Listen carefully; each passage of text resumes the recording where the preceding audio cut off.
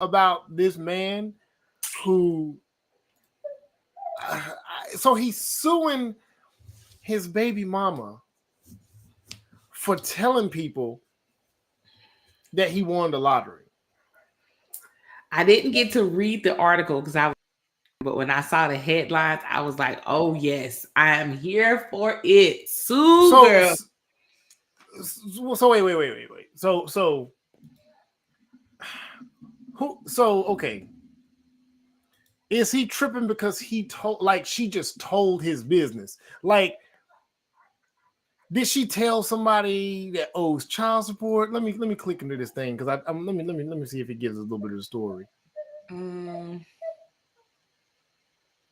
So let me see. so Man who was here's the issue. oh He claimed as a John Doe, oh and she went out and telling people. So he basically is saying that his oh safety and yeah. security associated with the lottery is it makes him, unsafe now. Okay, so it says the man called John Doe in the lawsuit was allowed to claim the winnings through a trust to keep his identity secret.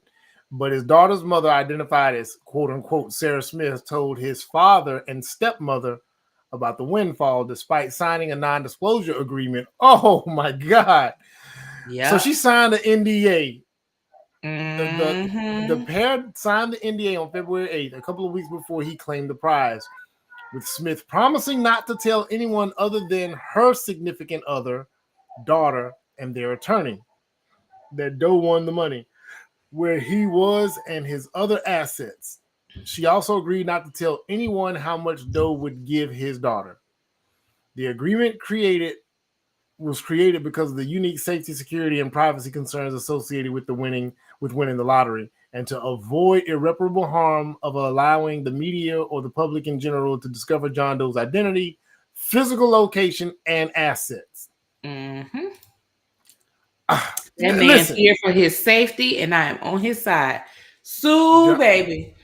John Sue. Doe said she broke the agreement during a September phone call with his father and stepmother, and now claimed that he has suffered irreparable injury and there is Mm-hmm. immediate and imminent danger to him, according to the complaint. He is now asking for Mm-hmm. temporary injunction, relief, and at least 100,000 in damages. So whatever money he gave her, he I basically want said, "I my. want some of that back. Run me Yep. some of that back."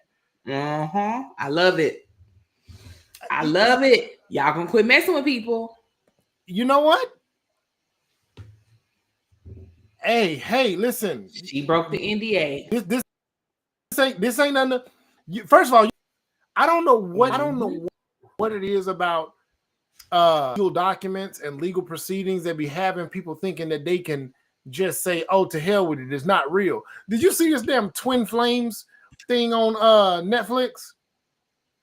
I haven't seen it yet. This so well, anyway, I don't want to ruin it, but part of it, these people they had restraining orders.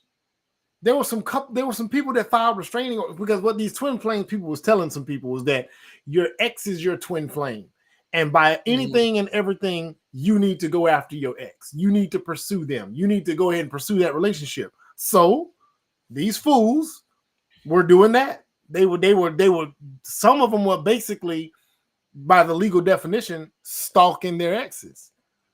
Well, when their exes filed restraining orders, the cult leader, the leader was like, "Yo, that's nothing. It's not real. It doesn't exist. Don't let that stop you."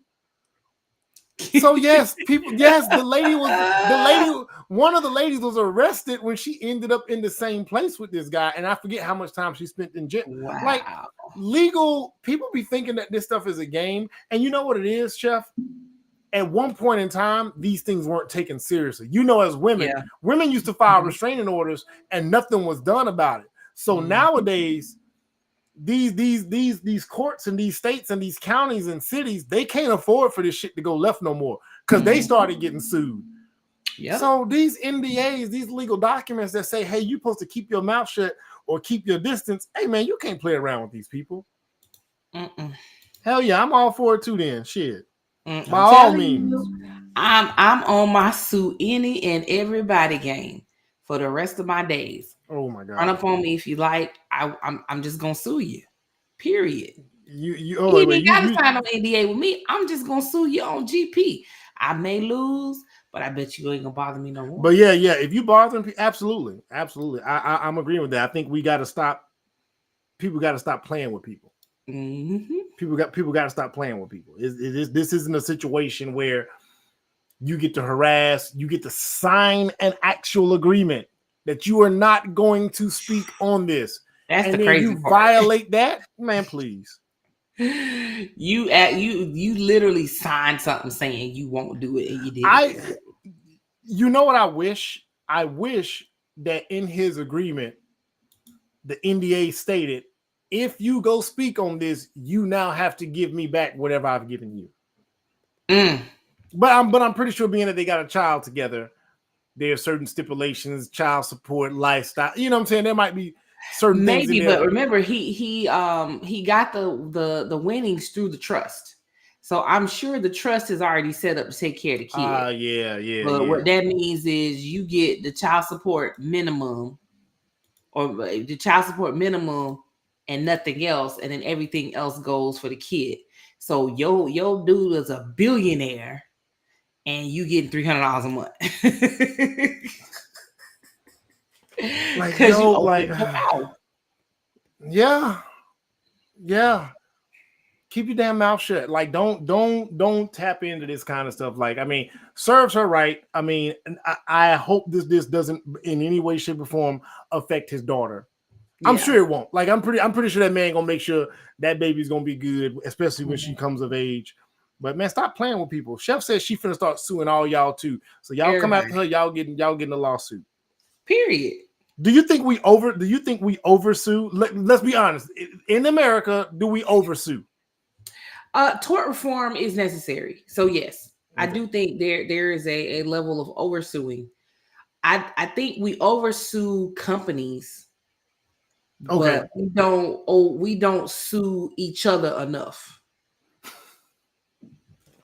Because Seriously. Like I, consider child support. right. How many dudes out here? I don't need her money. I don't need her money.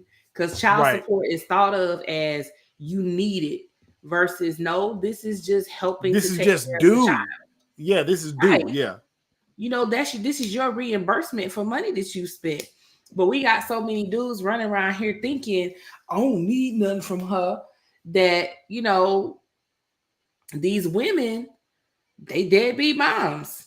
And then they Yeah. get, the group chats. Well, why is it okay for a deadbeat mom and not okay for a deadbeat dad? Because y'all ain't taking them children. Because you won't stand up and say nothing. You won't go pursue it. I absolutely 100% agree with that. Y'all And ain't taking again, these chicks to court. Like it, the other one. When women who think they can hit men, I'd be a sucker to call the police on her. Why? you know what it is. So you know that mindset is what it is. We don't want to look like we need to take care of nothing. We don't want to look like we got to ask for anything. As it pertains to child support, I think it needs to be looked at is exactly as you said. That's for the child. It is not saying that you can't do. It's just saying that you're not going to allow somebody not to do. Right. That's it. Put that money in a savings account. If you don't need it, put it in a savings There you account. go. There you go. Put that money in a nice yielding savings account or fund for that kid. Let it generate all the interest it's gonna get. And when you turn a certain age, say, "Oh, by the way, this is from your mom." Right. Regardless of what was what. Hey, here you go. This is for you. Now Right. go buy a small yeah. So That could be a down we payment on the house. But instead, dudes would rather walk around salty at her. And she don't do this and she don't do that and she don't do that. Take her to court. take her ass to Period. court. I agree. Men are less likely to file for divorce. But as soon as the divorce happened, she took half of everything. You could have took half of what she had if you took her to court. Because whoever filed first is the person who gonna get what they want. Listen, it's almost like it's like regular court. You're innocent until you're guilty and proved innocent. proven Man, innocent. look. And that's because somebody's coming after you and you're on the defense. You don't want to be on the defense. Put them on the defense. You know the relationship is going left. Go ahead and file them papers. What? I'm like, dude, I'm glad he sued that lady. I bet she won't tell nobody business no more. Nah. I love the post though. It says sometimes the tea isn't yours to spill. I died laughing when I read Absolutely. Because mind your business, sis. You didn't win this lottery. I'm telling you, men need to take women to court more. If they want a lot of the shenanigans that women do with regard to the law to stop, y'all got to start suing these women. Y'all got to start calling the people on them. You look at like Atlanta. In most of the counties in Atlanta, if the woman calls for domestic violence, they taking you both. Yep. Yeah, man, look, if you go in Atlanta, if you go to the hospital and you tell those people that the reason you're in there is because you was assaulted, in the state, I think in DeKalb County, Fulton is like that for sure. They will absolutely send a car to go pick her up. Mm-hmm. They will go look for her. Yep. Now, if you go in there and in a situation where I was in, and you go in there and say nothing happened to me, I literally went in there and said I was attacked by a bitch, and he said, "What?" I said, "Yeah, a dog." And they said, "Sir, you kind of deserved it, but you didn't." Yeah, at the same time. And they said, "Sir," and I was like, "Well, now the situation was a situation that I didn't." Let's just say I'm like I felt like I was paying. I was not innocent. So when I ain't innocent, I don't play innocent. You know what I'm saying? So yeah. But they was willing. If I would have told them what actually happened, regardless, because at the end of the day, anybody putting hands on anybody, they gonna come see about you. Yeah. They didn't give a damn about that. So yeah, fellas, sue these women. Sue them. Shit. Call the people on them. She hit me, officer. Yep. Point her out. Just a little tap, a little mush. Y'all gonna quit putting y'all hand. And I got sons too. Put your hand on my child if you want to. Yeah. She just hit me. I'm calling. I wouldn't let her go through my phone. Hand on my child. Yeah, I wouldn't let her go through my phone, so she just decided to hit me. Yeah. How long? Yeah, we'll be out. She trying to leave now.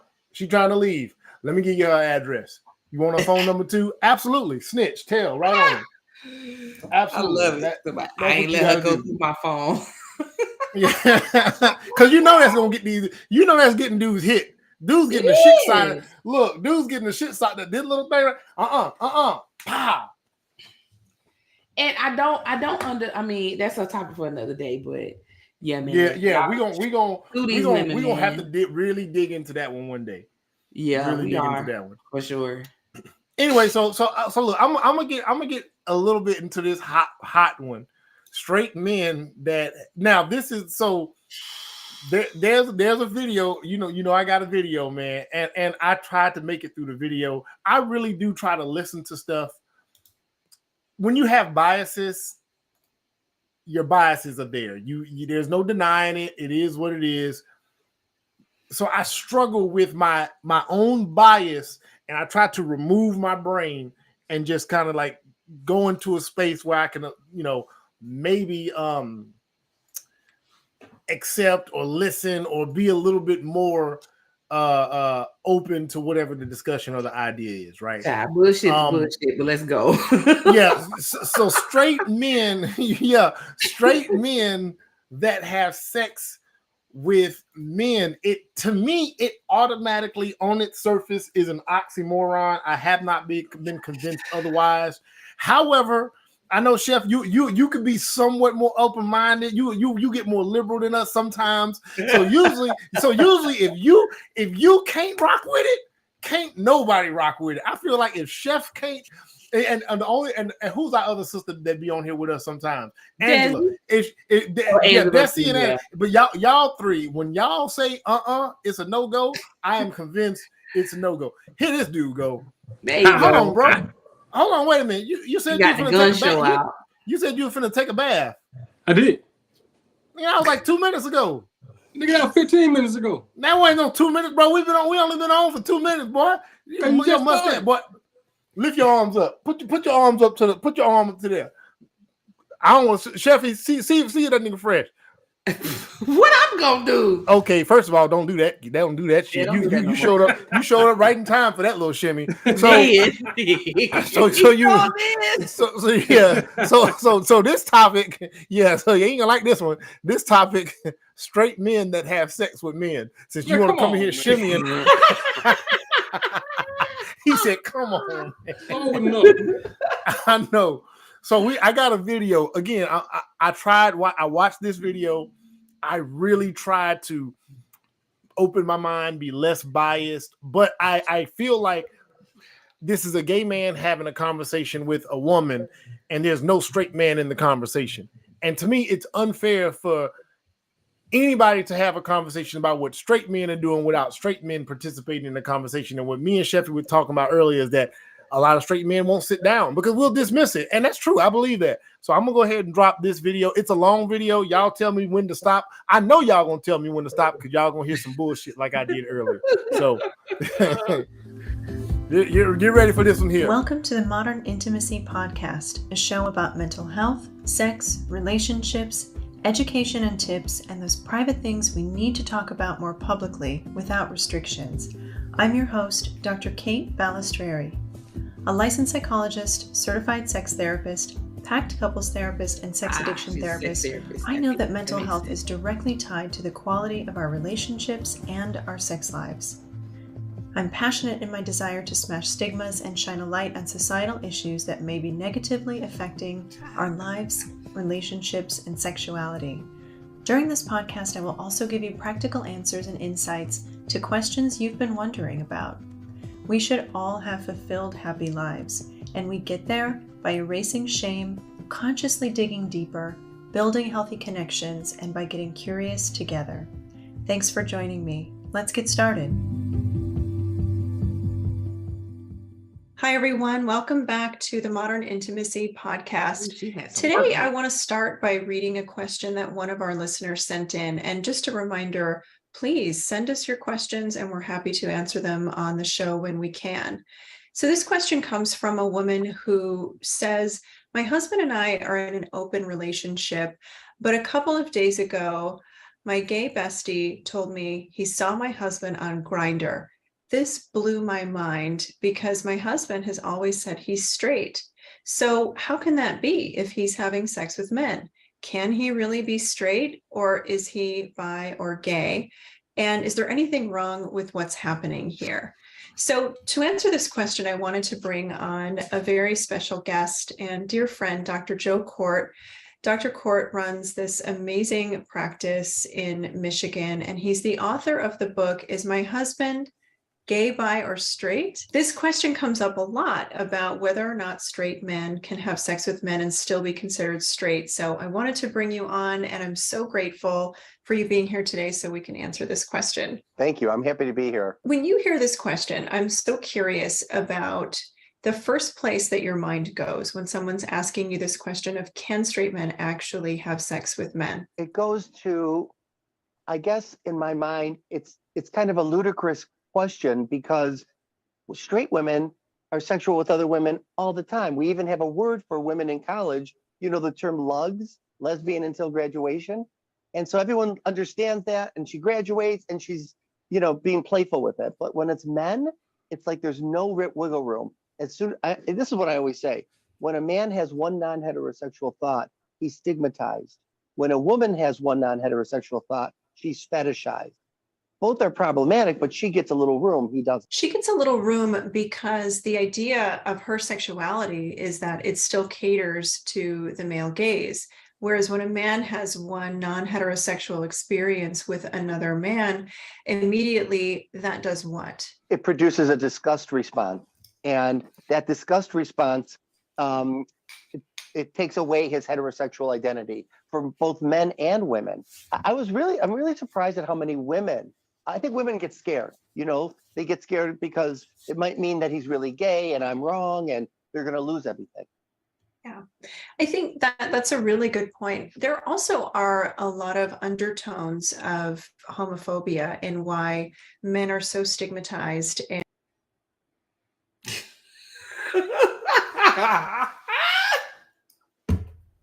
Jump on out there, Frank. Jump on out there.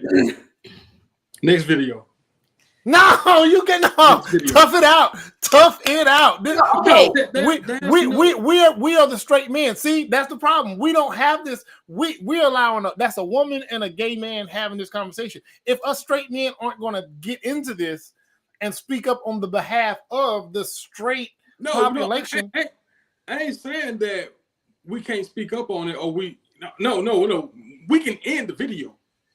We can start speaking up on it. Wait, but they got a lot of stuff, but we gotta debunk everything they finna say, bro. We gotta fight it. Here's the issue I have already, though. Okay, he was talking about having engagement in the past, but the question wasn't talking about the past. The question is talking about the now. There you go. So those two things don't compute, baby. Yeah. And I guess what he's trying to do is the stigma. He's trying to say, okay, men are stigmatized, women are fetishized. We can acknowledge that does exist. There is a double standard. Sure. We can openly acknowledge that. But both of them kind of gross. But I'm with you. At least he needs to address what this woman is actually going through. Her male best friend who's gay said that her husband is on a gay sex dating app. You got to address that shit. I know.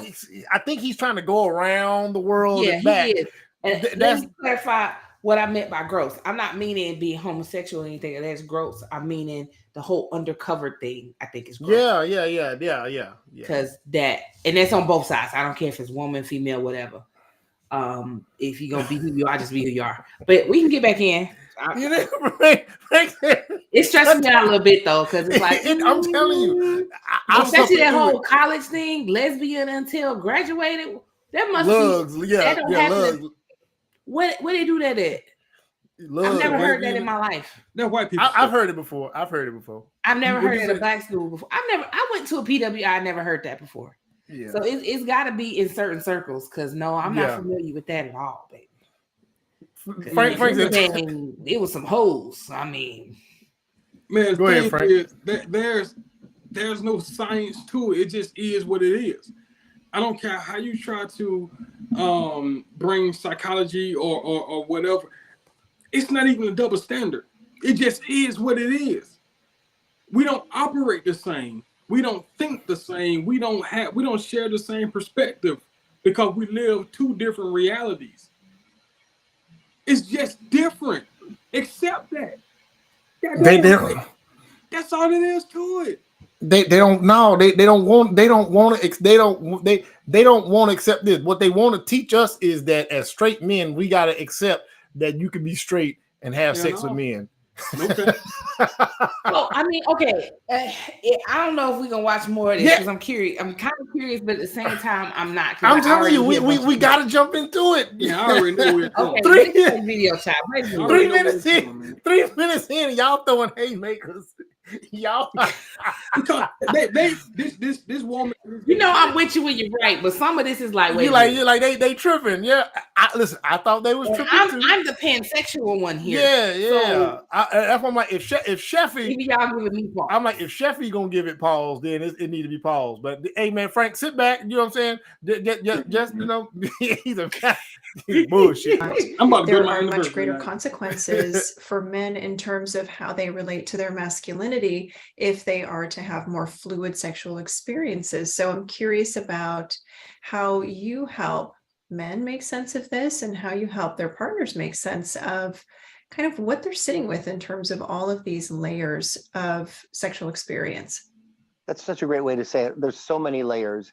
The layer I start with is that there's a difference between your sexual orientation and your erotic orientation. Your sexual orientation is to whom you're attracted to in terms of gender, non-binary, multiple gender. But your erotic orientation are the things that get you off, the things that bring you to orgasm. And so lots of people erotically get turned on by things they would never want in real life, do in real life, might discuss them in real life. But in the erotic zone, it's and it may even go against the way they morally believe, religiously believe. And so for a lot of the men that come to me that are straight, this is an erotic situation. It's not an attraction to men. That makes a lot of sense to me, right? But let's break that down a little bit further. How can something be a part of someone's erotic orientation, but not in? Yo, listen, bro. So that's the part that. So you finna tell me you a straight man? Forget your attraction. You have an erotic draw to anything male, and that's supposed to be like, oh well, that's all that is. I don't give a fuck how you frame it. I agree with him on that.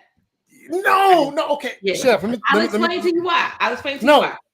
Go ahead. Okay, so I have an uncle who is part of the LGBTQ community. And I remember we were having a discussion about pornography. And he was like, oh, I could never watch two guys. And I'm like, but you, he's like, no, I watch straight porn. He's like, watching two guys, it doesn't do it for me. So that just thinking about it like that makes sense. You got to think about the millions of people who will say, after I'm doing the deed, I'm disgusted at what I watched to get there. Right. And that's because it's this gets me off, but regularly, ugh. You see what I mean? So I'm gonna reverse engineer that. Okay. As a straight man, nothing.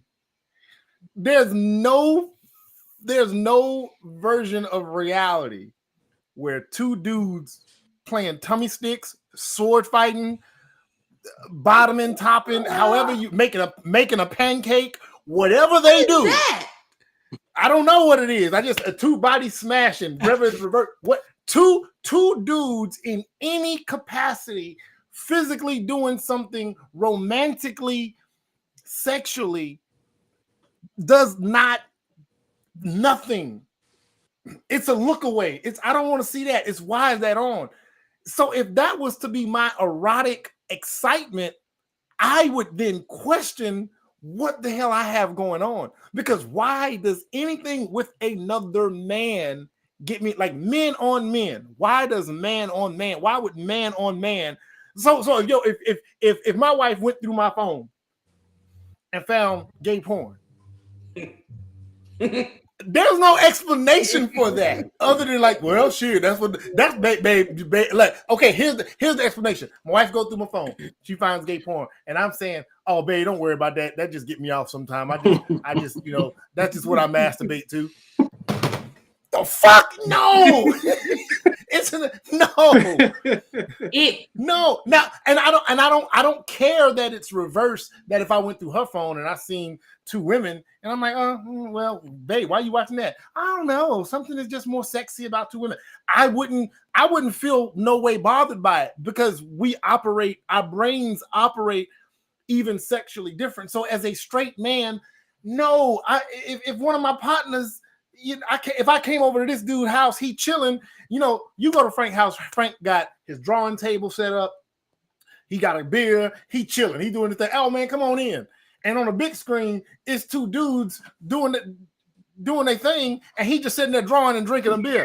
And I'm like, bro, I'm like, bro, did I interrupt something? I can leave. I can go. And he be like, no, bro, sit on down. Just my inspiration. I'm like, he gonna sit there next to you with his shirt off. Yeah. You know what I mean? Like what's his name? like Chris Tucker when he was in there with Faison Love in that jail cell. He said, "Boy, you got your shirt off." Hello. No, I don't care. It makes sense, but not at the same time. I mean, I don't know.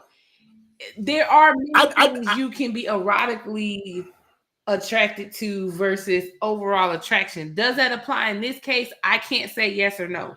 No, but I know. There are I dated where it's some things that get you off that you would never do in real life. So I dated a sister. And she was bisexual.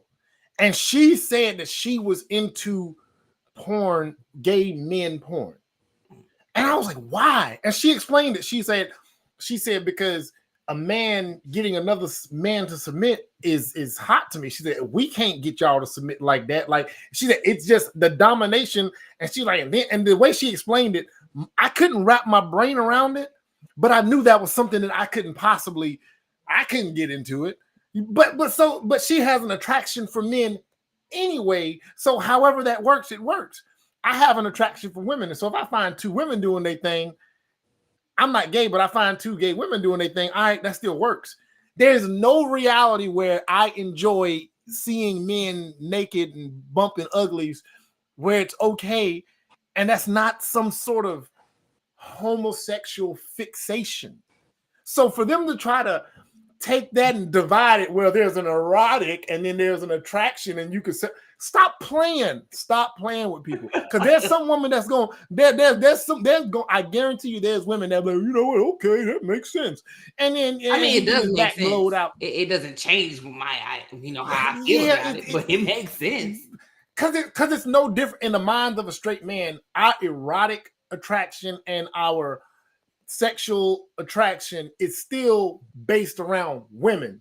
Men and men don't get to come into that space. So whatever a straight man is thinking and wanting to do, no matter how weird and perverse, it always includes his interaction with a woman.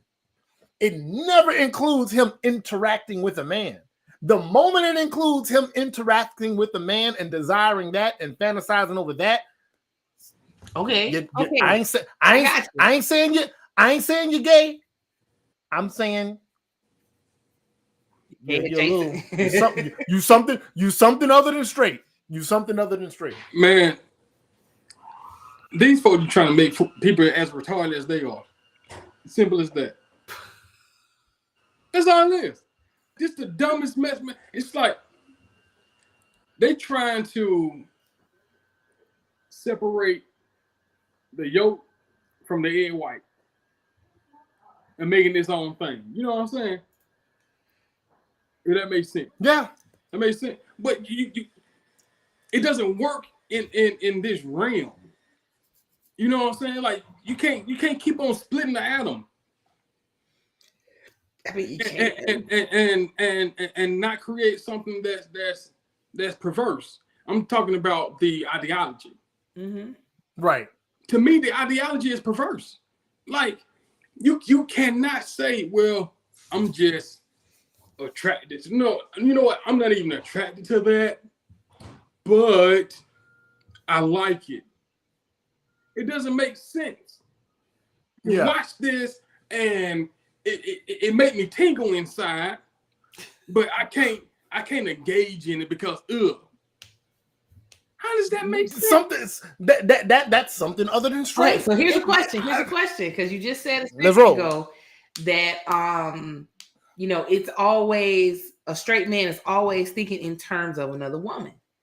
So if a man wants to be pegged by his wife, is he still straight? So I was talking about look. I was talking to my homeboy about this Dave for life. I was talking to him on the phone because I told him this subject matter was coming up, and so I'm like, look, for me, would I question the dude? I'm like, hey man, boy, I'm like, boy, you on the line? I'm like, boy, you because you're still engaging with what you're engaging with a woman.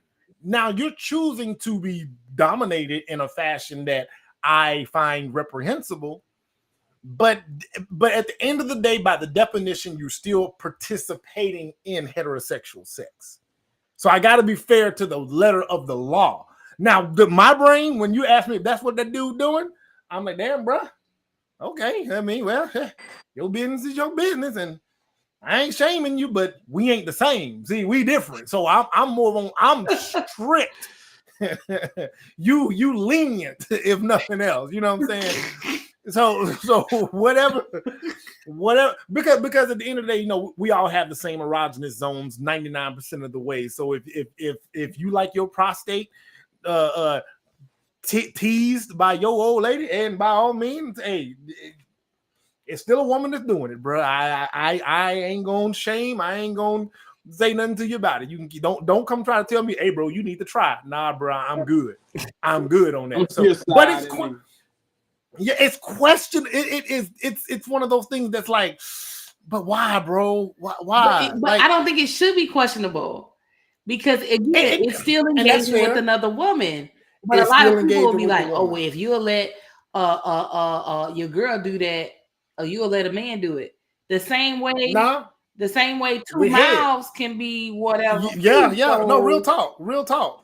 That's why I think if a woman is involved and that's it, it's still straight. It don't matter what you do. Yeah. That's how I feel. Yeah, no. By the definition, by the letter of the law, logically, literally being as black and white as possible, yes, technically he's still operating in the realm of straight, but you got to keep an eye on it. You got to keep an eye on him, boy. because okay. So hold on, wait. Let's flip it another way. No woman involved. He got a little baby arm that he played with on his own. What you call that? Huh? He got his own little shindig. He got his own little thing that he take care. Yeah. That would depend on what is the realm of fantasy involved. Like, is he wishing that item to be wielded by a woman or a man? Because you do have men who like transsexual women because they like the pleasure of penetration, but they like women. See, that's not straight. See that. See, because that's not. I agree. That's not straight. So that ain't straight. That's definitely more. I don't even know if I would consider that bisexual. Hold on. That's Quincy. Hold on. Quincy first said he's the master of his domain. he said, ain't nobody gonna take it from me. I take it from myself. I mean, what did you call what's the dude, Mr. Hands? Oh, you remember the Mr. Hands fiasco? Who, Mr. Hands? You don't remember that from like the early 2000s? The guy with the horse, and he died. Oh, that nigga that just recently resurfaced. Yeah, it resurfaced recently. Did we knock him off? We surprised him so bad we knocked him off the street. That nigga had to go log off for a second, like That nigga that was having an affair with Seabiscuit was on something else. I'm not. I want to jump back to the video. I do want to jump back to the video, but again, so the erotic thing. So he tried to say a man's erotic attraction and his sexual attraction can be different, bruh. They can be different, but if they different, well, they can't. And when you start involving men in your erotic attraction, you are no longer straight. I don't got time to define what's gay and all this other stuff. We just defining straight. We just defining that one. That's the only one we can define. The community, y'all can define the rest. And attraction to men. So they're attracted to the act, so the sex act. And so when I wrote my book, I put the most popular things I see in my office, which are a lot of straight men enjoy receiving anal sex. And they'd love to have their wife put a strap-on and peg him. But if they talk to her about it, she sees it as gay, or he's too afraid and too ashamed to tell her because he's worried. So he goes and finds other men to have transactional, non-committal, sometimes not even names are being said. It's just, let's get this over with and I'm done. And it satisfies something inside of them that isn't the attraction to the man, but to the physical experience he had. So it's more to the sensation in that case, right? Somebody likes the stimulation of that kind of anal play. That we just talked about that. So because he says, "Hey, bro, you don't know me. I don't know you. No, not just that. Just put it where you got to put it. I'm going to enjoy it, and I'm gonna leave." So that means he's not. No. What he was saying was the reason a lot of these men end up doing that is because they actually want to with their wives, but their wives are judgmental about it. So they end up going the extreme route. That makes sense. So if you ain't gonna do it, I'm gonna get a man to do it. I mean, it's the same way side pieces come about. So here's my thing though. You still get some pleasure out of the idea and the act of the man doing it, even though that's your last resort. You do. There has to be some joy. The pleasure is out of the penetration itself. It doesn't matter who's the penetrator. In this example they're giving, they're just after the penetration. The penetrator could be a robot for all they care. They just want to be penetrated. But the moment you was okay with it being a man, at that point you no longer became straight. You became a man that enjoys being penetrated, and that's by something other than a woman, which makes you no longer straight. No. Where you were willing. Okay, maybe you don't enjoy it, but you willingly allowed it. It didn't get taken. You got up. You said, man, my wife, she ain't gonna do that. Damn, my wife that made it clear that this just ain't something she gonna roll with. Shit. I know Dwight said he nasty, but not like gay. And so if I just hit him up in his DM, he'll ride me like a you know what I'm saying? So I'm gonna get him to do it. So I'm gonna get him to do it because that's all I can do. So you do it at that moment, you are no longer straight. You're something other than. We got to find a term. LGBTQ community, can y'all please find a term? Can y'all please find a term to where they can be comfortable with whatever they want to engage in with men that is sexually? Because if it was a robot, that's where the conundrum comes in for me. They are not seeking the man because it's a man, which is an attraction thing. They are seeking anal penetration. And they know that men penetrate anally. That's not the same thing as seeking men. That's seeking anal penetration. See what he could have done. Let me tell you the issue. There is in this day and age, there is a large community of women who got their hands raised, who will strap you down, boy. There's some women out here that is willing to bust you, boy. They willing to treat you like they willing to treat you like a mail. They willing to treat you like a mailbox, boy. They will open it up and put whatever you want inside, boy, so you can get a woman to do it. You can get a woman to do it. So it's not easy to find those women. Women. I guarantee you can go right now. If a dude, there's no app for that. You can. I guarantee you, there's probably an app for it. Not only is there an app for it, there's a private Facebook group somewhere for it. I guarantee you, somewhere you can anonymously go into any forum and say, "I'm a guy. This is what I'm looking for." You're gonna have women beating down your door for that. FetLife has that, but a lot of people don't know about FetLife. Ain't no excuses. With everything that people can Google, the moment you decide to get with a man, you have foregoed all those other options. And so maybe 1,000 years ago, 100 years ago, I say, all right, these things ain't available. In this day and age, you can get a woman to do to you anything you want, especially if you got a little bit of money. Hell, it's women that will do it for free. It's women that will do it for free. You seen these videos with you seen these men in these videos getting their balls stepped on and getting hit with paddles, and like a woman will do. There's women that like to degrade men, and so hey, and go get this woman to handle you, bro. There's no excuses. Like really, it's really not. But I'm gonna go ahead and hit the play button. Hit the play button. Sam, Frank. This topic so long.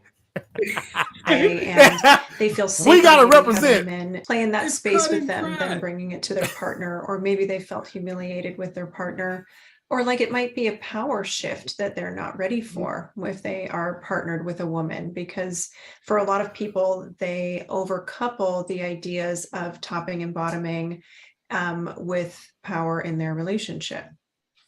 Absolutely true. And a lot of the guys, some of them are just into maybe they can be a little bit more feel a little bit more desired because if they hook up with gay men are gonna, talk about how nice they look and how big they are or whatever. And they might be able to be a little bit more verbal aggressive than they would want to ever be with a woman, or a woman would not want, even in a consensual exchange. So there's some more freedom they get, or maybe they wanted to feel, like you said, submissive, and they can't go there with their female partners. Yeah. What are some of the other more common scenarios where you see straight men hooking up with men? The most common, I wrote 2 chapters on it, and probably because we're therapists, we see most of this. I'm sure you've seen this, where they've been traumatized by a male perpetrator in childhood.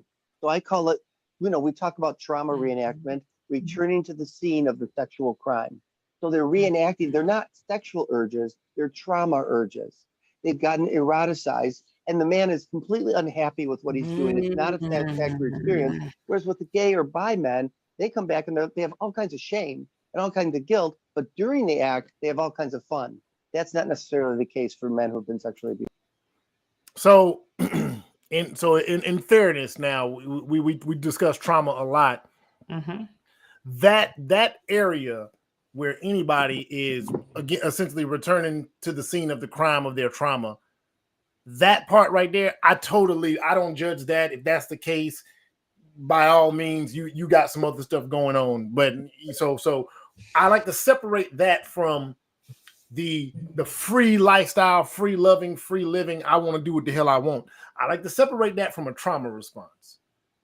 So I would say, yeah, if a dude he had that traumatic experience and hasn't healed from it to learn how to cope with it, so he still in some way partakes in it.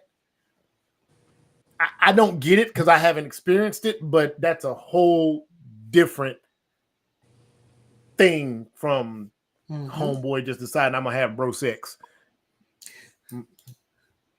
That's the only one that I can no. That's the only scenario I can yield to, because that literally is a psychological response to something that happened that was out of your control at one point. And so now you're just responding to it. But all this other mess they talking about, nah. You can sit here and tell me that you just want to be, no, nigga. You ain't finna run back over here talking about you straight. Because you ain't finna muddy the water over here, nigga. Muddy being the operative word. The operative word. So are you saying, though, that if they want anal penetration, that makes them gay? You asked me, am I saying that? Yes. Absolutely. Even if it's by a woman. Yes. No, Frank. Hey, I'm more liberal. Hey, I'm gonna let people have that. I'm gonna let people judge that as they see fit. I stick to the literal term. Sex with the opposite sex is still heterosexual sex. However you want to do it. The moment you involve the same sex, that's when I start to Quincy Frierson, bro sex is a thing. So bro sex is a thing that came up a couple years ago.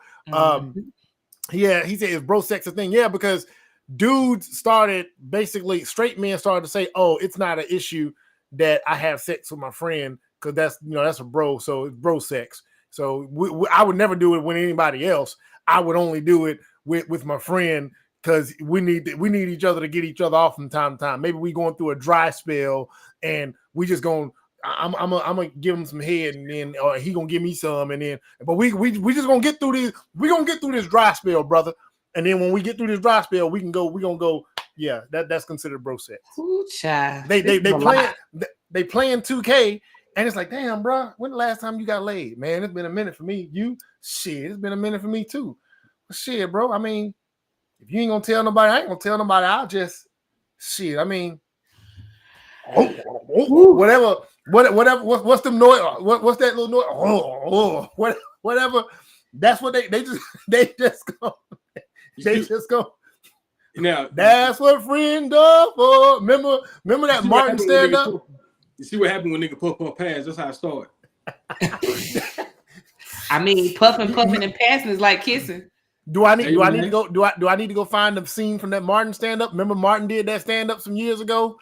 where he remember it wasn't Run Tell That, it was You So Crazy, where he did the thing where he was smoking joint.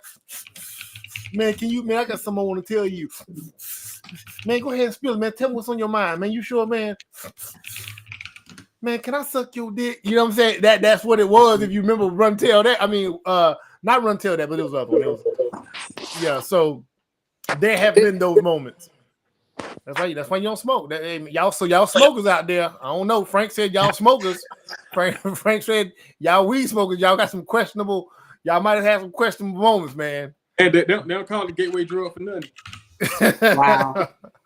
I subscribe to the notion, like you, Manuel.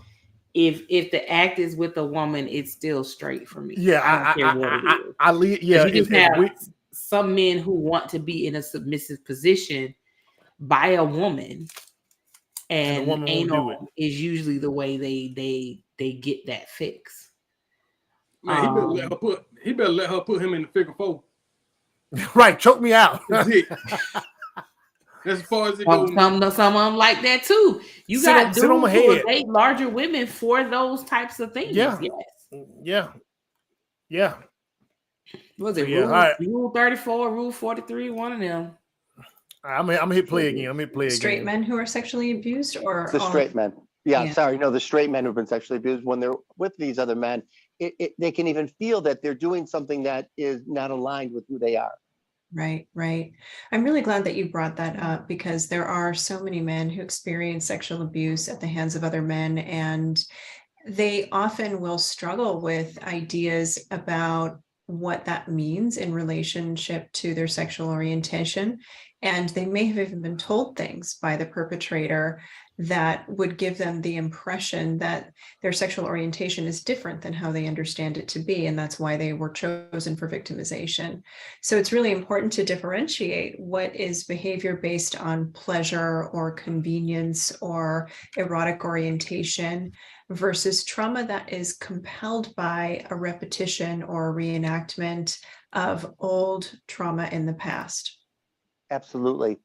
And another reason a lot of guys will talk about being sexual with other men is money.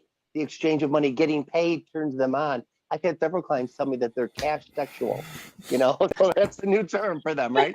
And they would love it better if a woman would pay them. And some women do that, but most guys will pay other guys to have an exchange. And so that's the turn on. They have an erection from the money.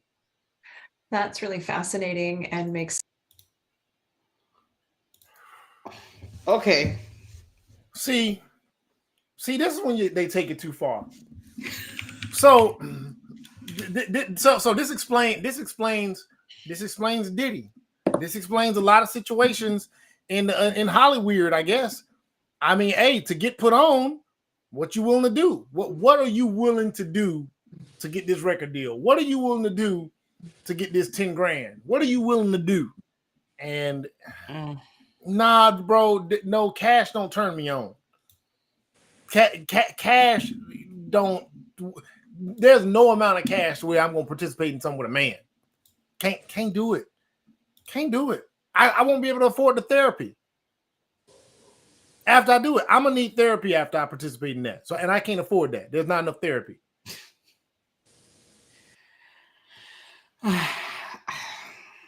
Cash. They do it for the cash. So that makes it so that absolves you a little bit. I mean, we don't gotta go ahead, Frank. I ain't got it. I don't got nothing else. All right, so I'm not gonna belabor this topic. I'm gonna say it. I'm gonna save y'all from this one. The consensus is, if you participating in some sex other than sex with a woman, for the most part, I think me and Sheffy outvote you on this one. Sam said being penetrated. Frank said being penetrated ain't gonna work. Me and Sheffy, we vote. We say, hey, as long as you getting in with a woman, you okay. Hey, just keep it with a biological woman, and we're gonna let you claim to be straight. The moment, I don't care what your erotic code is, your cash code, whatever it is, the moment you involve another man, you something other than straight. That's all I got to say. I ain't saying you're gay. I ain't saying you're bi. I ain't saying you're queer. I ain't saying you're interested. I'm saying you're something other than straight. Yeah. The straight community gets to determine what straight is. Simple as that. He said, man, man, we had to go. He said, y'all gonna make me suffer through all those minutes to get to that point. All right, so I got another light one. We've talked about this before. We talked about the divide that social media is causing sometimes. And this lady in this video, I don't know who shared this video. One of y'all shared this video a while back, I believe. And it was basically that, social media is quite divisive. So this lady kind of breaks it down, and I just want to get y'all thoughts on it. Okay. But when I tell you social media is amplifying the divide between black men and black women, pages like Justin LA Boy, pages like Spiritual World, who take the most toxic messages from Twitter and all other platforms, put them in one space that are purposely perpetuating narratives that we really aren't interacting with in the real world. You go on a date, you're not having these conversations, but you go on social media and these conversations are constantly repeated, and none of it is solution focused. It's all what they do, what's not being done, and it's not productive. It's not pushing us forward. And what's happening is we are internalizing a lot of trauma that does not belong to us. Say it again. So we are internalizing a lot of relationship trauma that does not belong to us. So let's say for me personally, right, I've never been cheated on. But let's say I go and I follow a bunch of women who talk about the fact that, I've been cheated on, all these niggas cheat, they steady cheating. I'm going to sit there and be like, yeah, niggas, they all cheat. That's all they do. And I'm not self-aware enough to really understand that that's not even my shit. That's not my baggage. That's somebody else's baggage. So one thing we really have to do is learn how to detach from some of these messages that we are constantly internalizing. But when I tell you social media. Man, listen, she said a mouthful in that short, damn near minute and 20 seconds, man. There's a lot to it, but I want y'all to speak on it. The first time I ever really thought this was a thing, it wasn't social media that made it for me. It was reality TV. When I would see reality TV and I remember my ex would watch some of that stuff, and I was like, hey, you might not want to take too much of that in, because if you take that in, they're telling you it's reality TV. You might accept it as reality TV, and then you start looking for that in your own life. And it don't exist, but you start looking for it, which causes problems, and you don't even realize. But as it pertains to social media and what she's saying, these conversations, like Shep, like, is that your experience? Like, are you experiencing what do you bring to the table in the conversation with men in real life? I mean, yeah, and not not necessarily asking me what I bring to the table, but I've had men address to me, well, I just want to make sure what I'm bringing to the table, blah blah blah. And I'm like, I don't care about none of that. Do you think those men are addressing that crap? Do you think men are? Do you think more men are coming with those conversations because they've seen this stuff on social media, so they feel like they got to address it in the real world? I mean, you got to think about the whole body count thing. While body count has always been something that men have discussed, traditionally men wouldn't ask. That asking your body count thing, to literally ask the question, that's new.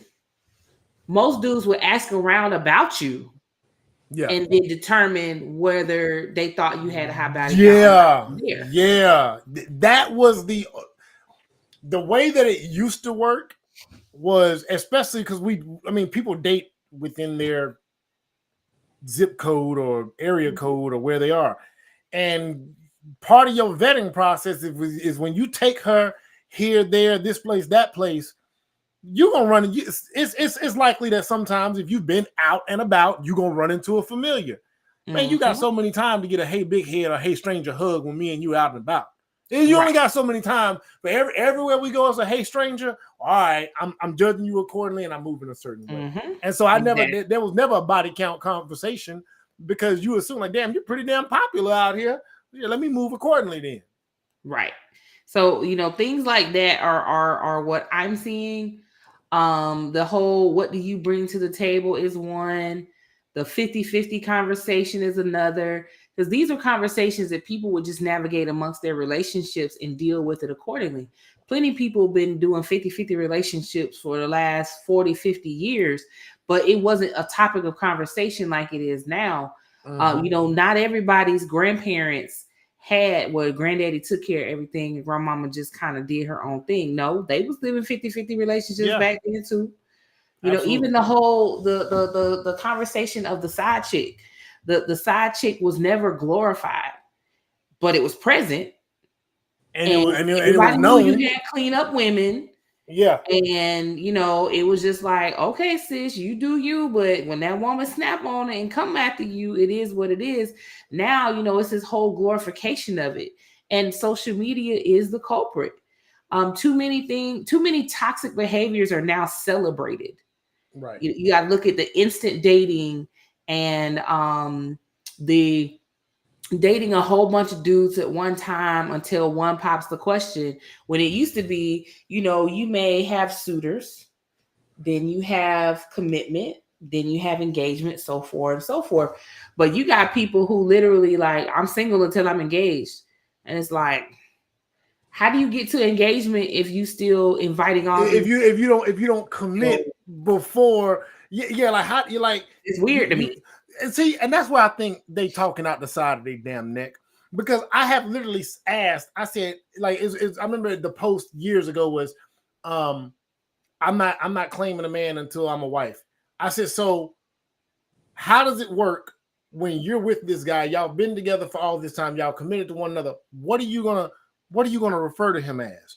What are you going to say if somebody walks up to you and says, hey, are you sitting at the bar? You sitting there with this guy, and maybe they don't even know you with a guy. Hey, are you single? Oh no, I'm here. I'm single, but I'm here with my friend. You think the man that you committed to is gonna be like? There's no man that a woman would actually respect if in his presence she said, "Oh, I'm single and I'm here with my friend." Mm-hmm. You wouldn't even respect that man to even you. So stop playing, y'all. That's when y'all talking out the side of y'all neck, and it's all for social media. Go ahead and jump in there, Frank. If I heard if she said that, hypothetical in a woman, she said that to me, I look at her like, hey man, you can have. You got it. Because she obviously don't want me. If she don't want to put a label on it. But as far as the video, man, yeah, absolutely. Social media is, like Sheffy said, is the culprit. Social media is the damn Wizard of Oz. It's the puppet master. It pulled the strings. Because see, this is the thing that I hate about society in general, is that when an idea gains enough support or supporters, then it becomes truth. Yeah. You know what I'm saying? And so when it becomes truth, it becomes reality.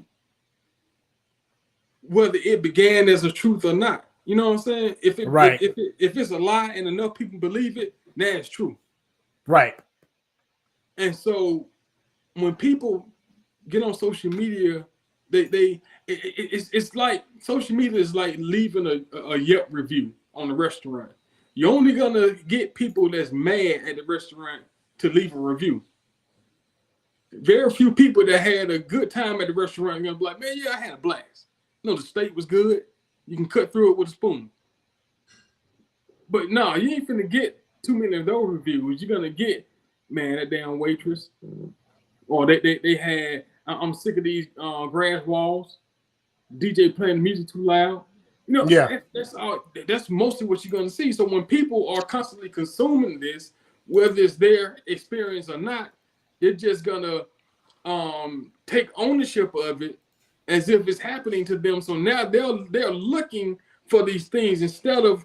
So when they finally get a date, instead of enjoying the date, they're looking for the negative stuff the negative experience that everybody else has been talking about.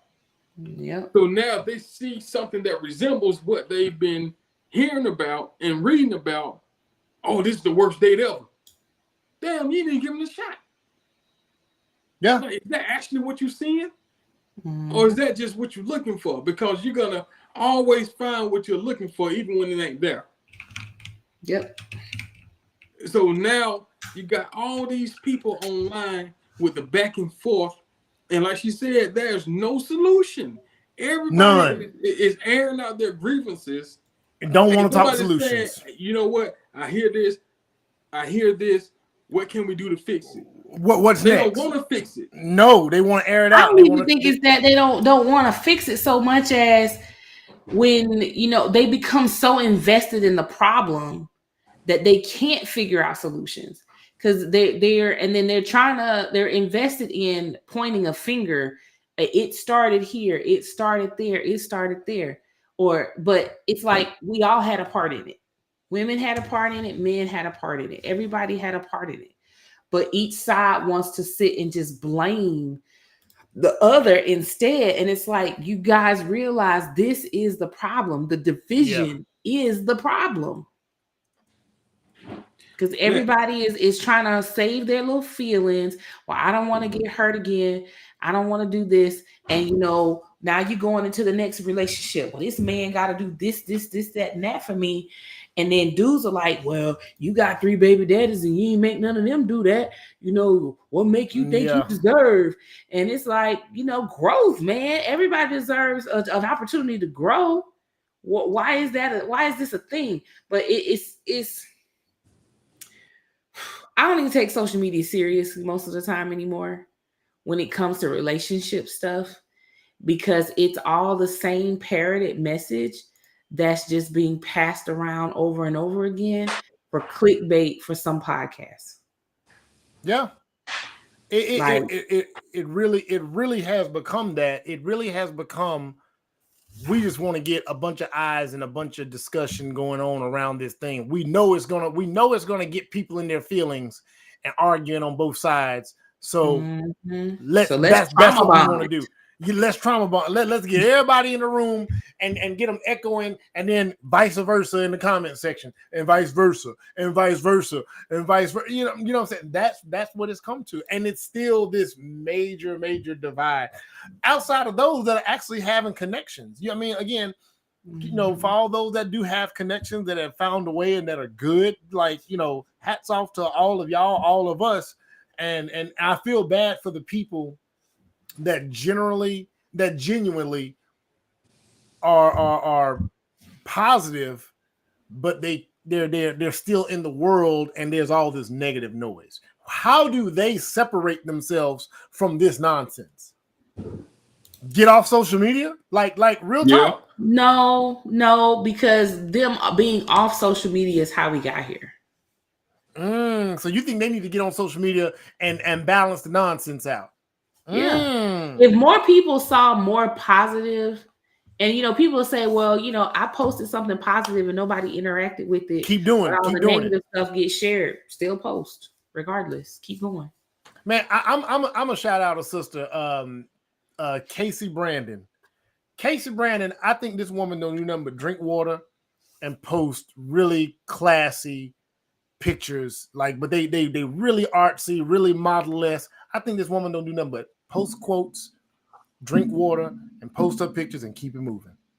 Don't argue about nothing. Don't do too much fussing about nothing. I mean, if you tag her in, she'll give her opinion.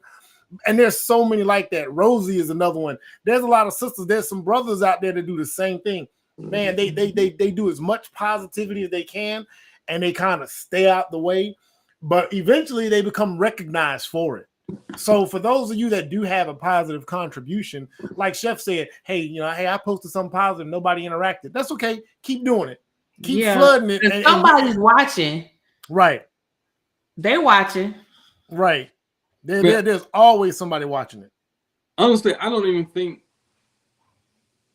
in mass people online want the positivity. They don't want it. Because everyone who's had a bad experience mostly want to feel victimized. And explain that. Huh? Explain that a little bit. Yeah, so there's a sense of, I believe, from what I see, there's a sense of reward when you are identified as the victim. That's why both sides blame each other so much, and nobody's coming up. Nobody wants to say, you know what? Well, how can we fix this? It got to be some type of reward to feel like you're a victim when you're always highlighting your negative experiences. You know what I'm saying? So what else are you getting out of it? Where you run to the comment section just to say, girl, me too. Or, well, hell, nigga, me too. And everybody want to share their negative experience that is similar to what whatever the OP is. Right. Like earlier today, I had to correct some lady when she was talking about black men and fathers. Like, hold up, because first I was criticizing men that have children recklessly, and then she came under my comment agreeing with me and saying that it's all black men. I'm like, hold up now. It's not right. I wasn't saying that. Yeah. By far, man. This ain't the wagon that I'm driving. So this ain't the wagon that you thought it was. You can jump on this one.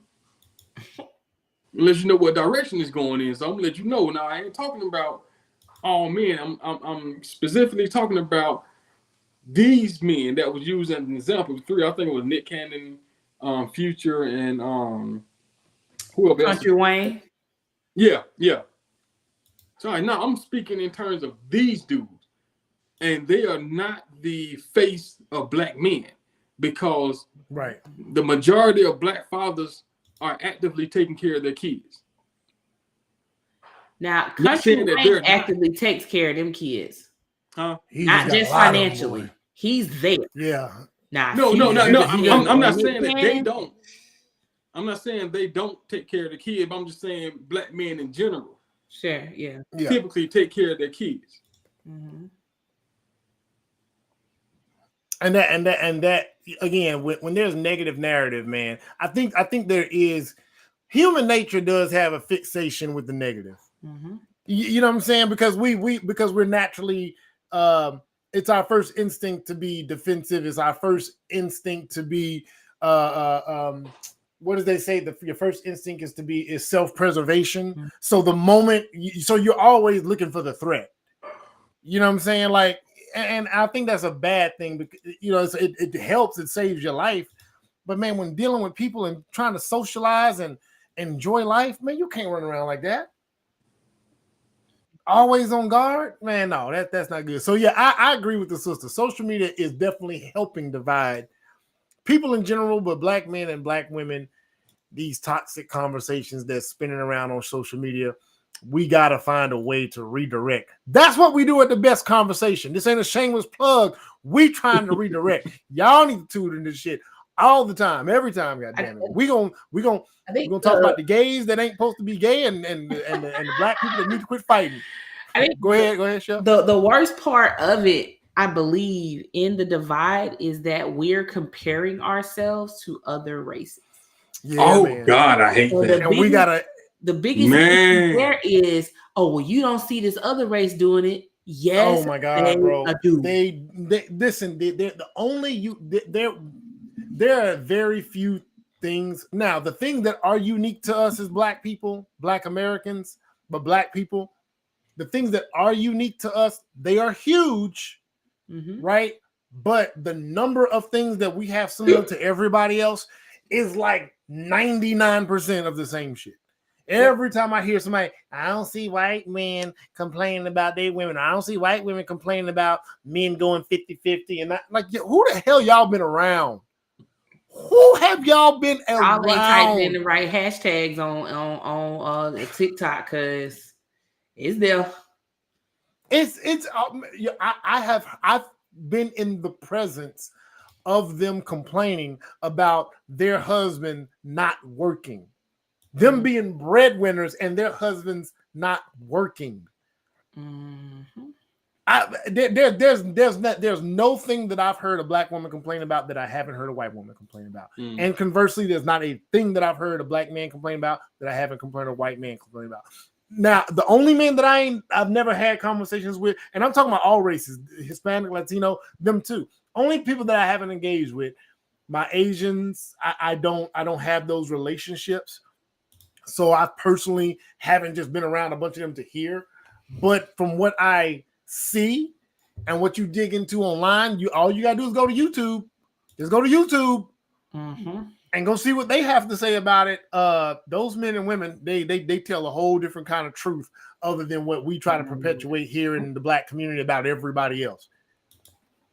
So yeah, so I'm gonna jump on to the next one. Frank gonna have to roll out in a second. Happy anniversary to the Moors, man! It's anniversary night, man. Man. That's why he took a bath. Yeah, that's why he took a bath. He normally don't bathe. He don't bathe on. He specifically don't bathe until Fridays. But being that the anniversary is today, he said he gonna take a bath. boy finally washed his ass, boy. Goddamn, boy. Damn, boy, babe, you say it's anniversary. It's a special night. I'm gonna go ahead and bathe, boy. He only bathe on special occasion. he only bathe when his wife's anniversary come around. It's their anniversary. Yeah, all right. And he said it's her anniversary. He didn't say their anniversary. That's where it is, man. Yeah, man. Year 9 years, boy. That's almost a decade, boy. Man, she been putting up with your shit for a minute. Yeah, man, she's a special one. Yeah, unfortunate for her, unfortunate for you. I mean, I guess it kind of worked out. But I personally believe that I'm easy to live with. You're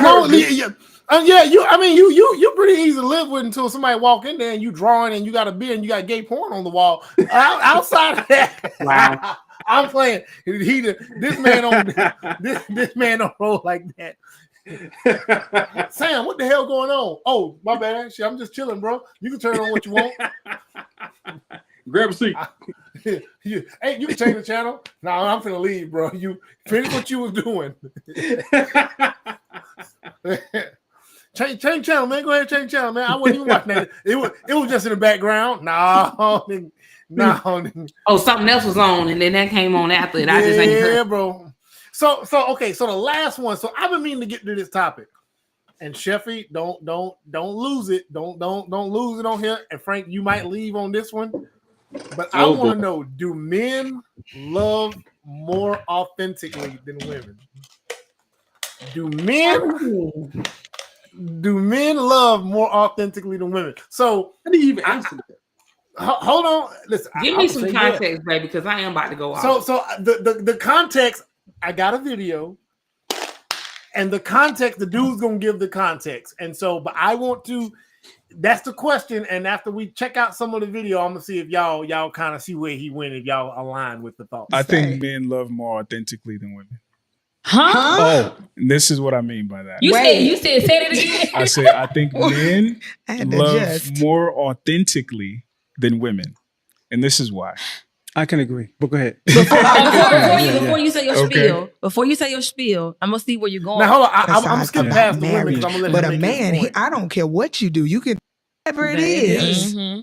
It don't matter because whatever it is he's looking for in a wife, if you don't have it, you won't get a ring. He gonna peep it. He gonna peep it early. Early on. Go ahead. So tell us why. So to go back to the point. Men love more authentically than women. What I mean by that, women are in love with love. Yes. Mm-hmm. And because of that, I think you guys are wired to stick anybody in that spot. You can make him fit. And part of the reason I know that, like when I've had conversations with women that I was involved with, and let's say we were talking about sex. Hold on, let him finish. Very often, a woman's sex dream, it's a silhouette of a man. Yes. It's not even somebody they know. Very often, like when I ask her, okay, who was it? It was just a shadow. I be knowing who mine be. You might be. You might be different. But I say that to say, you guys are socialized from little girls to fall in love with the process, the pageantry of love, the courting phase and the dates and the, you know what I'm saying? He put his hand on my thigh and we walked down the aisle and all that stuff. On the flip side, when a man figures out or realizes he's in love, that's not a happy experience. He's like, God damn, I love that bitch. Because that is a responsibility. He's telling the truth. Now, because again, our two jobs are provide and protect. I love her means that I'm willing to die for her. That's not part of your responsibility. Right. So we're not going to be as flippant or as, generous with that love. Plus, we're not socialized to fall in love with the whole process and shit like that. Right. There was a stand-up special by Patrice O'Neal. He was talking about this club, and it's sectioned off based on people's relationship status and their gender. So there's a group of single men having a good old time. They happy, they drinking, they popping bottles all the time. There's a group of single women miserable as hell. Wow. Where my Boaz? There's a group. There's a group of women in a relationship. They happy as hell. They popping bottles. They having a good time with my man. Welcome to my man. And then there's a group. I'm sick of you. And then there's I gotta throw in a pop culture reference. And then there's a group of you're fine, you're good. Yeah. And then there's a group of single men. Married men. Oh man, married men. They miserable. They just as miserable as the single women. I wonder why. Because again, for men, we think about love through the lens of duty.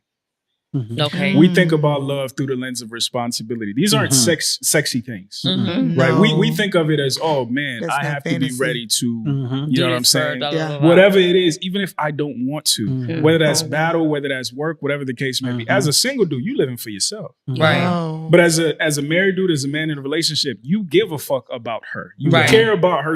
If she get off work late, you on the phone making sure she going down a lit up, highway and things. It's innate to us. So with that being said, we're not enthusiastic about that process because that's another job for me. So if a woman gets me to fall in love with her, damn, she got me. She got. What makes you fall in love with a woman? So wait, I was gonna say, are we able to ask questions? Yeah. So now, chef getting ready to cook a little bit. Now let's be fair. I think it depends. A woman's perspective or being able to agree with this depends on her experience. You know what I'm saying? And Chef, you shared some of your experiences where like we done got on you about you do too much. You know what I'm saying? You on the other side of doing the most, and I know you shake your head like, but you've done like dudes be on here like, hold on, what? So how she ain't snatched up and how she ain't kept, because you like you said, you want reciprocation, but it's like, damn, can I at least get that? And so I understood what he was saying. When us men really fall in love, there is that thing that goes, because yes, you as a man realize this is somebody I'll die for. And while it's a joyous feeling, it instantly gets trumped with responsibility. Damn. Now I gotta be on my square. Now I gotta be on point. Like, you know, it's like, all right, bro, I gotta be built for this. Now, I don't know if that necessarily means that men love more authentically. I don't think because women love the process and the pageantry that their love is inauthentic. I think it's different. I don't like the authentic part, because when a woman loves you authentically, what is she not willing to do for you? That, like, so her level of responsibility is just as high as his. There you go. They might be different things, but a woman's love, when it's authentic, what ain't she willing to do? I agree. Authenticity is the wrong word. Yeah. I think the word is men are less likely to love as fast as maybe a woman. There you go. Women are usually seeking love. Men are usually seeking companionship. and love comes into play. Because it's like I don't want this life alone. You use the fancy word right there, companionship. Boy, goddamn, you know what I'm saying? It ain't that big, but it breaks it down differently. Men don't like being alone. Y'all don't like being alone. Y'all need somebody to come in and tell y'all to use 2 different wash rags to wash your body and to put some pictures on the wall, some pillows on the bed. Because if women didn't do these things in your lives, we cavemen. We wouldn't care about nothing. So yes, men date for companionship. Love is just a secondary part of that. Right. And this is also why a lot of men end up with women who bring nothing to their lives. They just got a person to be a companion with, but they don't have a teammate.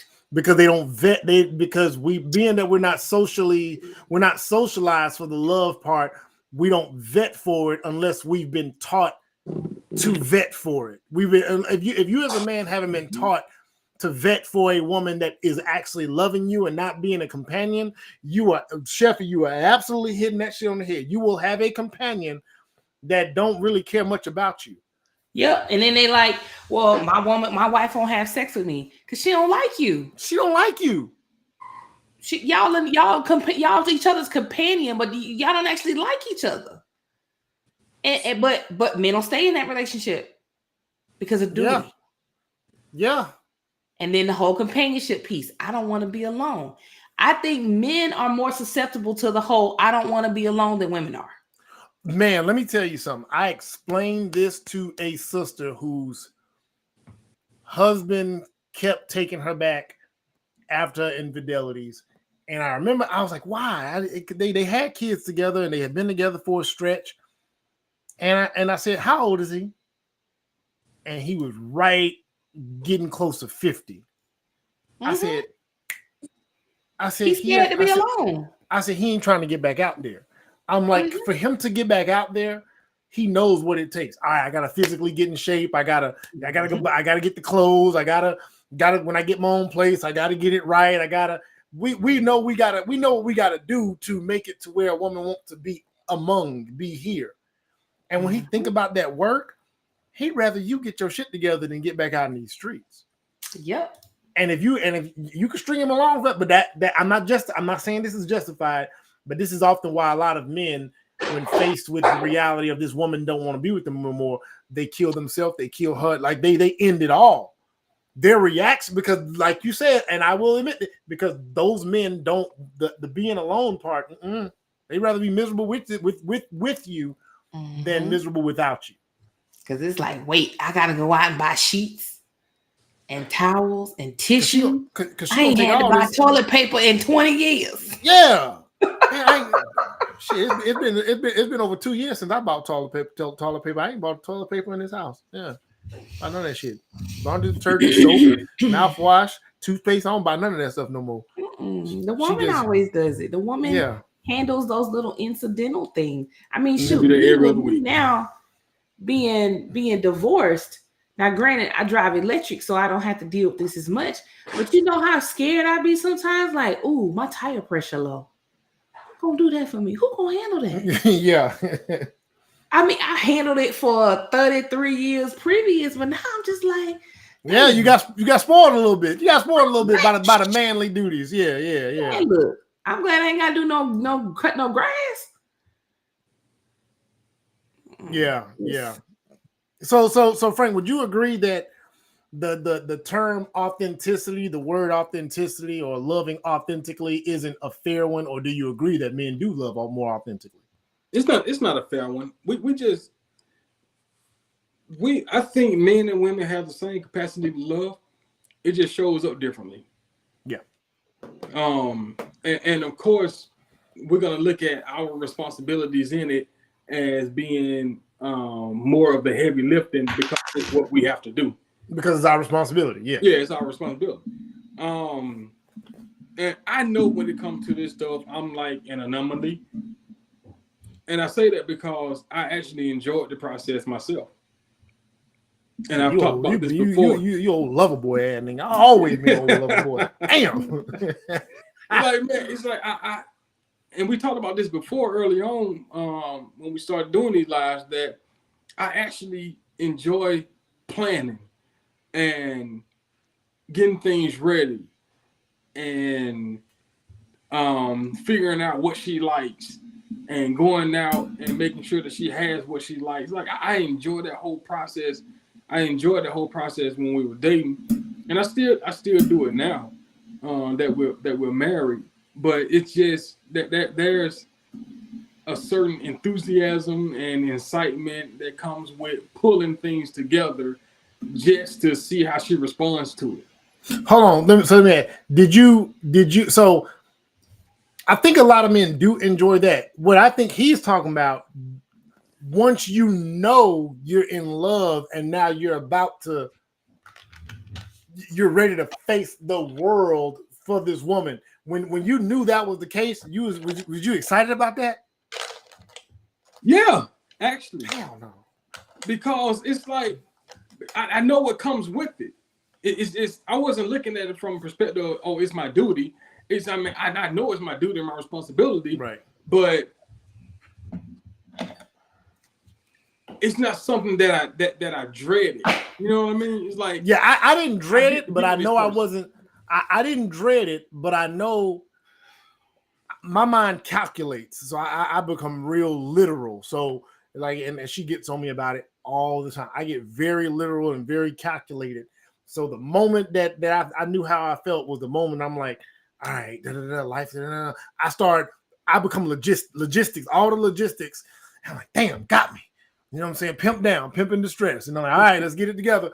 You know what I'm saying? But you enjoy it's a different reaction. Yeah, you might be the anomaly, in a lot of cases. Granted, it can become overwhelming when you're facing something and speaking for me, it can become overwhelming when I'm facing something that I'm not too prepared for to handle. If I don't have the resources to handle it in the moment, that's when duty and responsibility becomes overwhelming. But the idea of knowing that, the reality of knowing that I have to have her, you know what I mean? Her interests, her best interests. I got to keep that at the forefront of my mind.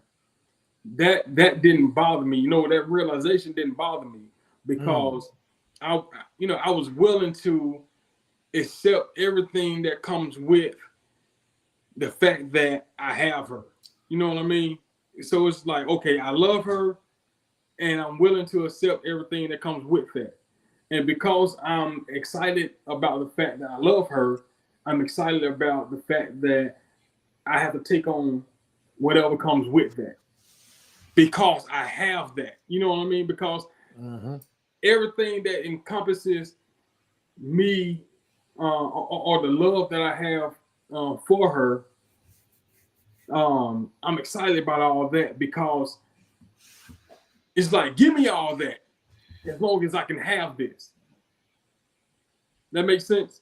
Yeah, absolutely. And so, and I believe you and Sheffy basically. That's why I asked the question like I asked, and I wanted to get to his breakdown because when I heard this, I was like, to me, it's not authentically, more or less authentically. It's different. It shows up different. And when you are actually on the receiving end of either, if you're a woman and you're on the receiving end, and you're a man and you're on the receiving end, you don't feel like this person doesn't love you authentically or any less authentically than you loved him. And when you giving it, you know what I'm saying? You know how it feels. You don't feel like it's inauthentic. You wouldn't want somebody to say, oh, your love is less authentic than your husband's, or your love is less authentic than your wife's, just because a lot of men don't enjoy the fantasy. There are men that do. I remember Letitia Underwood said that one time on a post. She said, "It's men that out here fantasizing and romanticizing and get excited about it too. They just, absolutely they do." I mean, hell, if you're a man and you listen to R&B and you really like you listen to some Anita Baker, Listen, bro. I mean, hey, man, listen, Auntie Anita, man, every last one of us. Listen, you oh shit, boy. You know what I'm saying? You know, it don't matter. So we might not be as invested into that side of it, but we are. Anyway, I'm gonna let y'all get out of here early, man. We ain't gonna keep it going too long. Thanksgiving. Chefy just assaulted Thanksgiving with a what kind of pie was that, Chef? Go ahead and do. It was a sweet potato macaroni and cheese pie. What? Sweet potato pie on the bottom, macaroni and cheese on top. And it was delicious. You made that? No, a friend of mine made it for me. I knew it had to be a nigga. What? Now, explain why. Like, so I'm not a sweet potato person. So I mean, I like potatoes. I don't care for the pies. I like sweet potato souffle. I get it.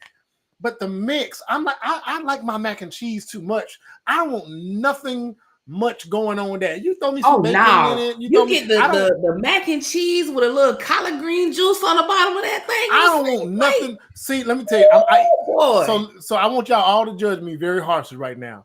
For years, I kept a divider plate. Literally, like a kid in daycare, I had a plate. I had plates. I don't know what my wife did with them plates. They somewhere. But I had 3 plates and they had 3 sections, and I would eat on my divider because I didn't want nothing touching nothing for years. I love a little collard green juice. Get on there, and then you get your sweet potatoes be over here next to the mac and cheese, so it gets on the side, and that cheese and that sweet together, man, that thing hit. Now look, there's no denying. Now I will say this. The sweet, and because cheese has a salty sort of the sweet and salt combination, but I just couldn't imagine certain things you want to happen organically and on accident. Yeah, I feel some way when they do it on purpose, Well, I mean, it's in 2 different layers, so if I want it separately, I could just scoop the top layer off. But you're gonna still get some of it touching some of it. You still get some of it touching some of it. But then that's just like if you had put it on the plate separately, you're still gonna touch a little bit. I'm not a fan of like the pie crust and all of that.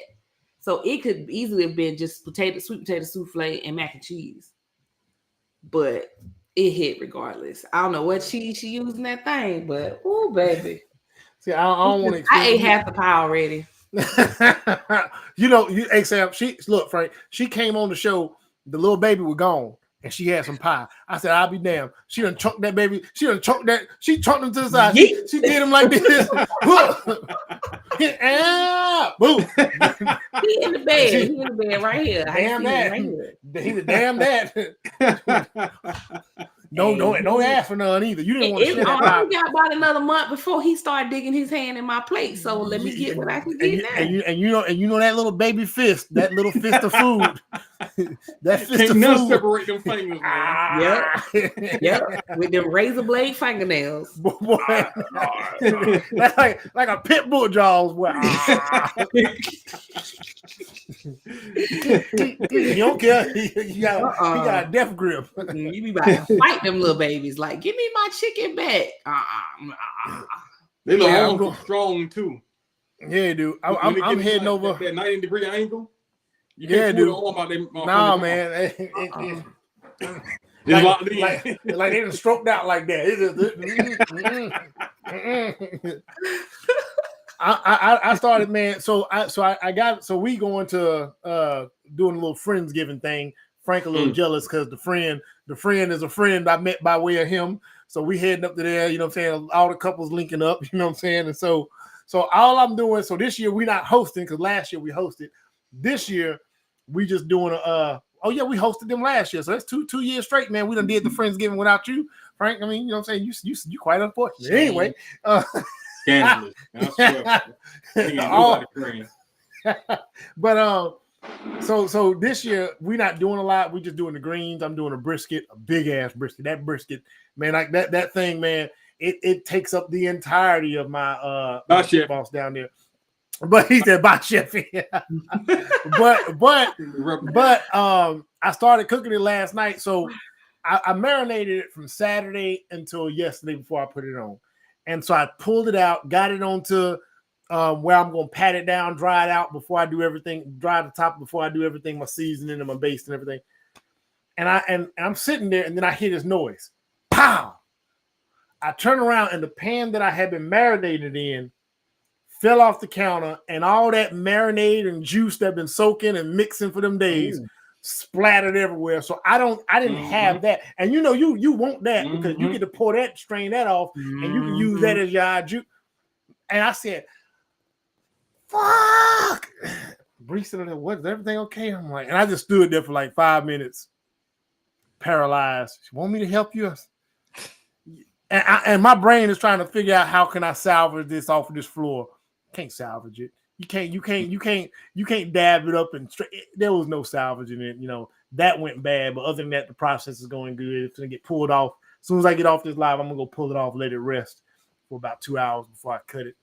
That thing gonna be a hit. You know what that was? Ain't gonna be a hit. You know what that was? What's that? No, the Holy Ghost. Knock that thing. Lord looking out for his son. Because 2 years in a row, you done did him dirty. Hey, man, listen. Next year we doing next year we want to do a big Friendsgiving. We gonna invite all y'all. We gonna invite the panel. You know what I'm saying? We're gonna invite y'all, man. Bring them kids on up here. Bring that baby on up here.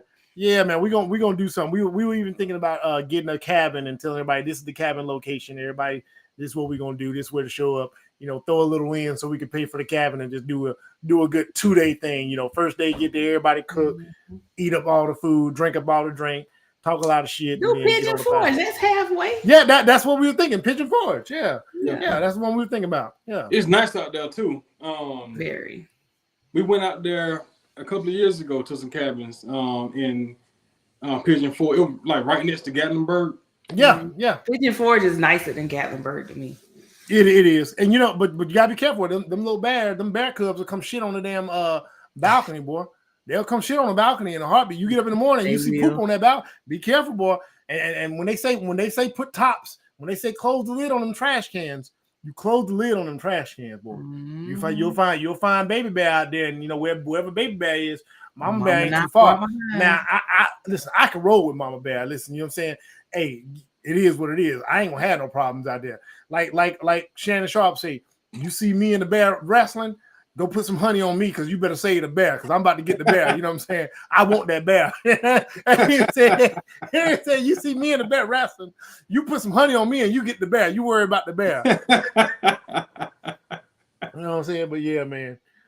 So yeah, other than that, man, I ain't got nothing for y'all, man. Y'all get ready for this here Thanksgiving and get fat. Sheffield done already cheated the game and started before everybody else. I see what I did. It's just me and the baby, and we ain't nobody else here. Good, man. What big nephew at? He in Florida with his dad. Okay. Good. Well, we gonna hit you up and check on we gonna hit you up and check on you. Make sure your Thanksgiving day ain't too light. You don't got nobody coming through? I don't want nobody to come through. I need some peace. This her break year.